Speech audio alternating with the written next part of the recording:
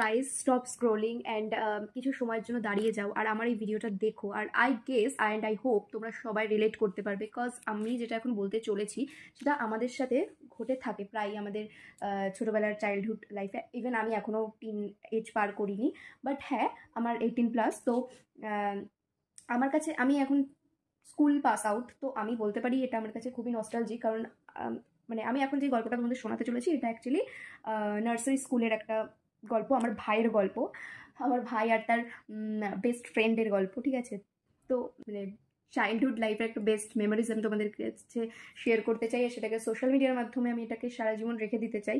আর যদি আমি চাই এটা যেন থেকে যায়, কারণ এটা আমার কাছে খুব মানে খুব সুন্দর একটা জিনিস। আই হোপ তোমাদেরও ভালো লাগবে। তো বিষয়টা কি, আমরা না এই যে ক্লাস একদম নার্সারি থেকে শুরু করে এই ক্লাস 4 অবধি আমাদের এই লাইফটা, মানে হাই স্কুলে যাওয়ার আগে অবধি আমাদের লাইফটা অনেকটা, মানে হাই স্কুলেও সরলসেরা থাকে, বাট কি আমরা এই পিরিয়ডটা যেটার কথা আমি উল্লেখ করলাম, এই নার্সারি স্কুল আমাদের লাইফের সব থেকে সুইটেস্ট মেমোরি হোল্ড করে। ঠিক আছে, সো মানে যেখানে আমরা খুব ইনোসেন্টভাবে আমরা কোনো জিনিসকে ডিল করি, অত ঘোর প্যাচ আমরা মাথার মধ্যে নিই না, সেটা মানে মনে যাওয়ার সময় সেটা করে দিই। ঠিক আছে, বা সেটা বলে ফেলি।